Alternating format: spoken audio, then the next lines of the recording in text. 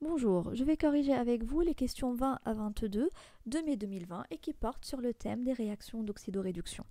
Donc nous avons ci-contre le diagramme de Pourbet de l'élément chlore. Il comprend les espèces HClO, ClO-, Cl2 et Cl-. Pour la question 20, parmi les propositions suivantes, laquelle ou lesquelles sont exactes? Donc on nous demande de savoir si le pKa du couple HClO et ClO- est égal à 7,5. Afin de connaître le pKa du couple, il va falloir comprendre l'organisation des diagrammes de Pourbet. Les diagrammes de Pourbet expriment un potentiel en fonction du pH. Donc, le pH est exprimé sur l'axe des abscisses, les potentiels des couples redox sur l'axe des ordonnées. C'est-à-dire, plus le potentiel du couple redox est élevé, et plus l'oxydant de ce couple va être fort. Si vous voulez, je peux découper mon diagramme en deux zones. Donc, plus je suis en haut du diagramme et plus mon oxydant va être fort, je peux imaginer que la zone A serait une zone de prédominance d'un oxydant.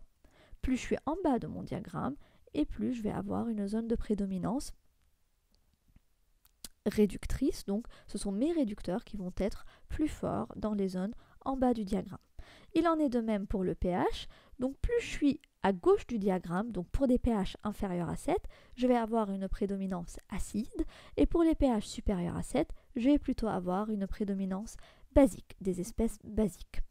Afin de pouvoir donc situer mes espèces, j'ai 4 espèces et j'ai 4 zones de prédominance ici, A, B, C et D, je vais devoir calculer le nombre d'oxydations du chlore dans toutes mes espèces. Ainsi, en fonction du nombre d'oxydations du chlore, je vais pouvoir connaître la zone de prédominance de chacun des éléments de chlore dans le diagramme de Pourbet. Je démarre par le nombre d'oxydations du chlore dans la molécule de HClO. Je sais que le nombre d'oxydations d'une molécule neutre est égal à 0. Je peux ainsi additionner le nombre d'oxydations de l'hydrogène plus celui du chlore avec celui de l'oxygène. Je sais que le résultat va être nul. Le nombre d'oxydations de l'oxygène est égal à -2. Celui du chlore, c'est ce que je cherche. Et le nombre d'oxydations de l'hydrogène est égal à +1. Le résultat étant 0, le nombre d'oxydations du chlore dans cette molécule est égal à 2 moins 1, donc il est égal à +1. Le nombre d'oxydations du chlore dans la molécule de ClO-, donc de la même façon, cependant, un ion qui est chargé prendra un nombre d'oxydations qui est égal à sa charge. Donc ici, le nombre d'oxydations du ClO- est égal à 1, et il serait égal au nombre d'oxydations du chlore plus le nombre d'oxydations de l'oxygène. Ainsi, le nombre d'oxydations du chlore serait égal à -1 plus le nombre d'oxydations de l'oxygène, donc +2, c'est également +1.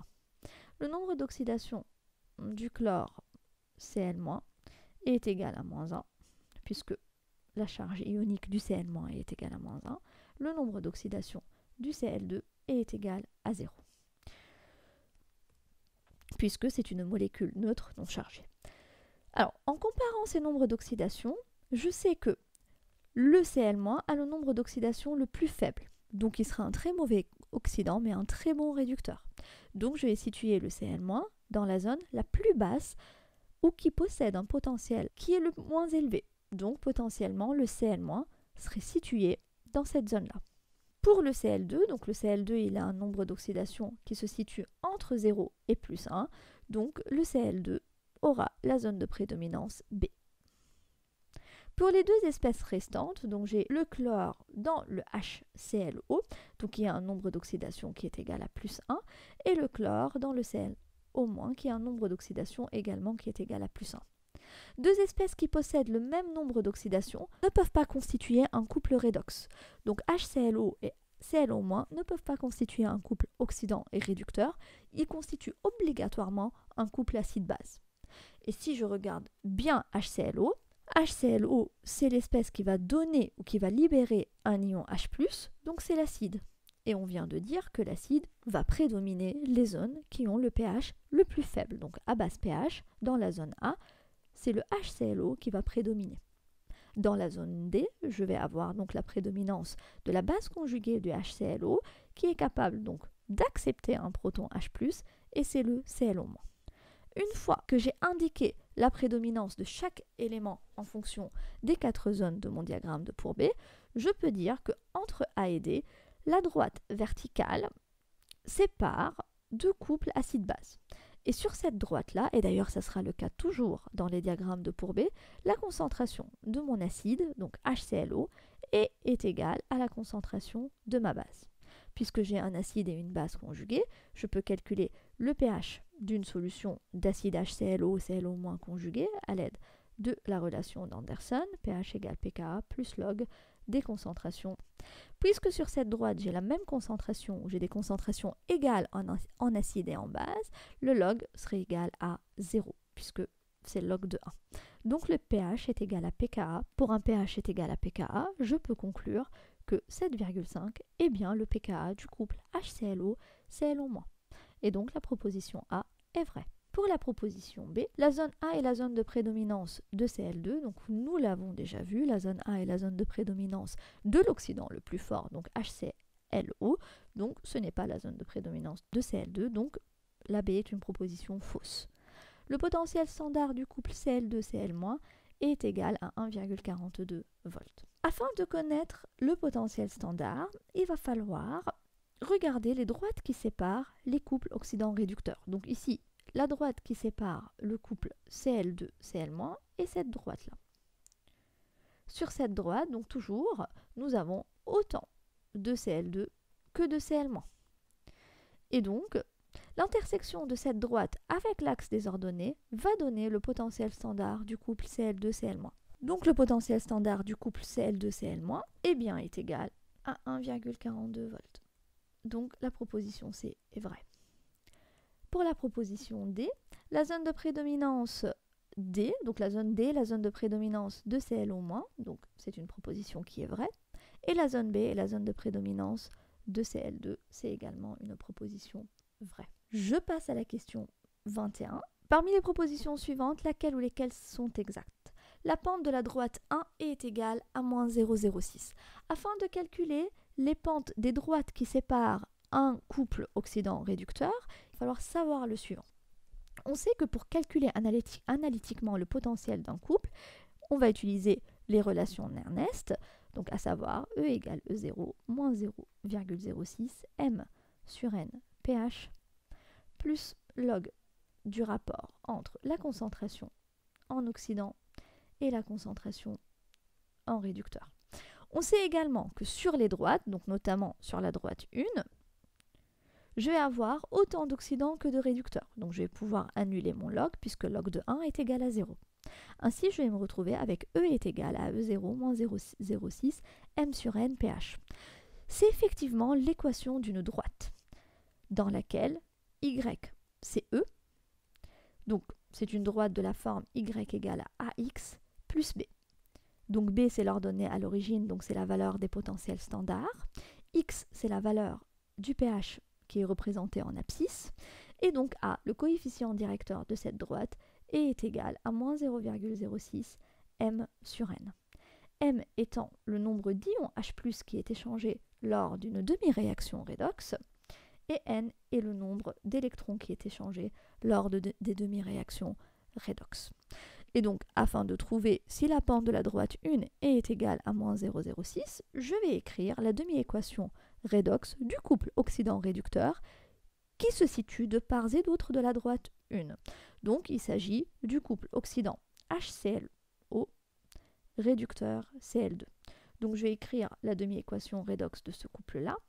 Donc, HClO donne Cl2. Il va falloir que j'équilibre en bien veillant à représenter mon nombre d'électrons échangés et mon nombre d'ions H+ échangés. Donc je sais que j'ai 2 Cl, donc je vais équilibrer avec 2 Cl.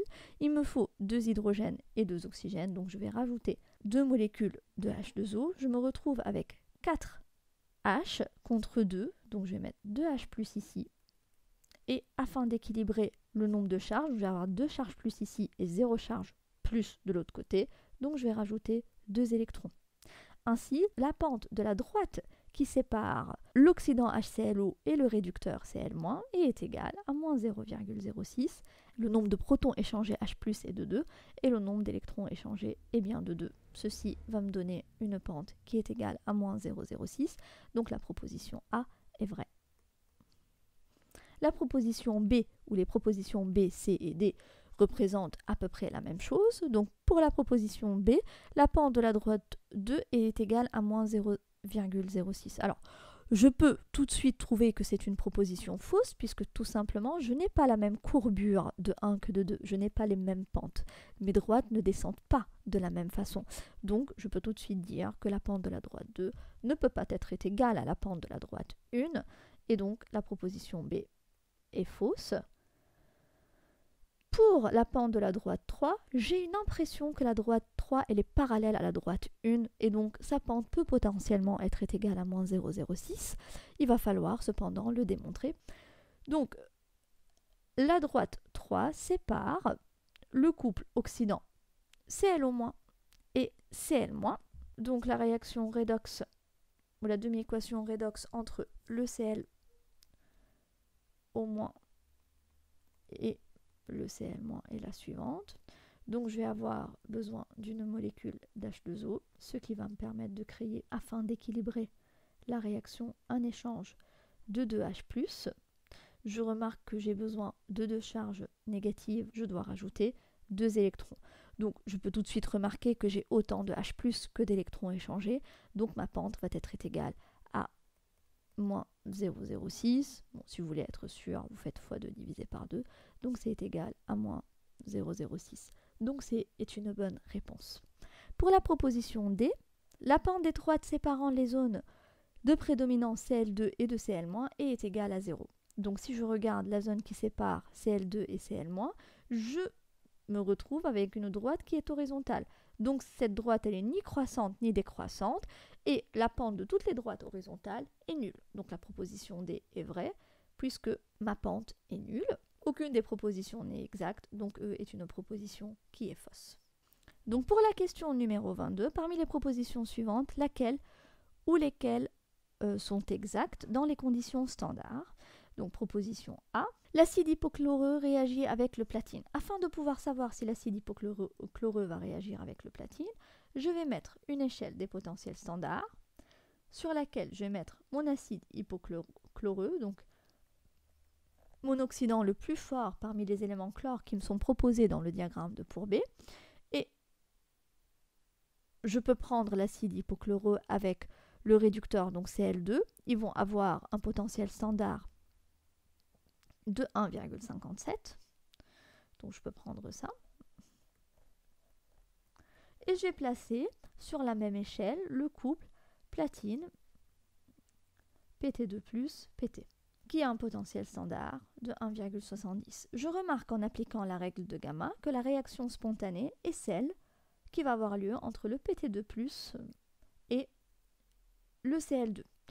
Et donc, si vous voulez, spontanément, l'acide hypochloreux ne réagit pas avec le platine Pt. Et donc A est une proposition qui est fausse. Pour la proposition B, l'acide hypochloreux réagit avec l'or, donc AU. Donc je vais placer l'or AU3+, donc couple oxydant réducteur, et je vais avoir un potentiel standard de 1,40. Si je suis la règle du gamma, je peux bien démontrer que mon acide hypochloreux, qui est l'oxydant le plus fort parmi ces deux couples, va réagir avec le réducteur le plus fort, qui est l'or. Donc B est une proposition qui est vraie. Pour la proposition C, l'acide hypochloreux va réagir avec le cuivre, donc de la même façon. Donc l'élément cuivre, Cu2+, qui est l'oxydant Cu, et le réducteur, a un potentiel de 0,34. Donc également, l'acide hypochloreux va réagir avec le Cu pour former du Cu2+ et du Cl2.